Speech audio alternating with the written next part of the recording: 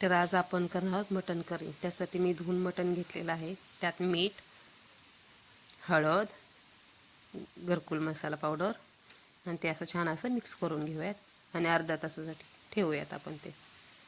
तर एका पातेल्यात मी तेल ओतलेलं आहे. त्यात बारीक कुटलेलं लसूण खोबरं टाकते. लसूण खोबरं छान असं परतून घेऊयात.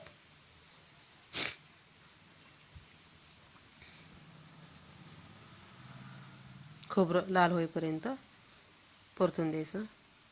भाजीला फोडणी चांगली भाजली म्हणजे चवही चांगली येते.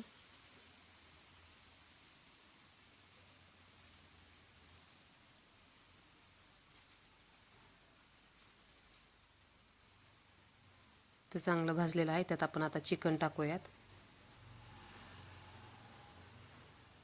चिकन आता मिक्स करून घ्यावं छान असं आणि 5 मिनटं असं शिजून देऊयात पाणी न ओतता.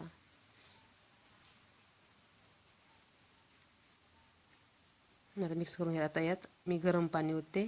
चिकन किंवा मटण शिजताना कधी गरम पाणी ओतायचं.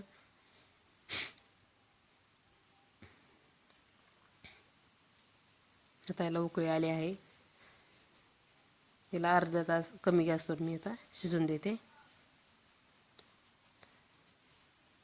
तर पाहू शकता आपलं मटण शिजलेलं आहे. तर मी चेक करते.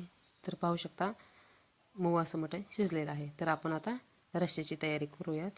तर एका मिक्सरच्या भांड्यात मी मोठा चिरलेला कांदा घेतला. 2 मोठे कांदे घेतलेले आहे चिरलेले. तर त्याची बारीक अशी पेस्ट बनवून घेतली. एक मध्यम आकाराचा टोमॅटो कट करून घेतलेला आहे. तर त्याची पण पेस्ट करून घेऊयात.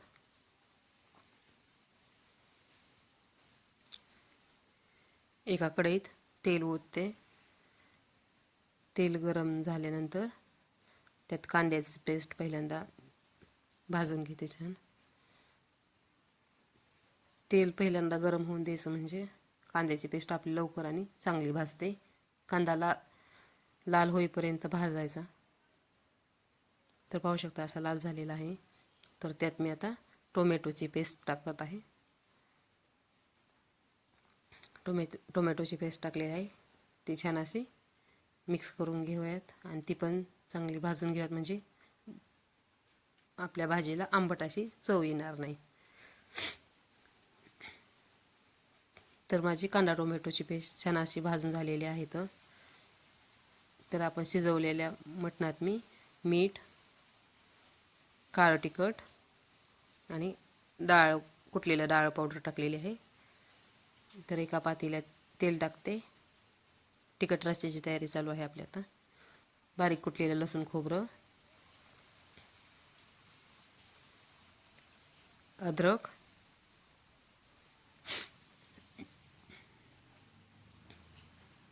ते छान असं लाल होईपर्यंत परतून घेते.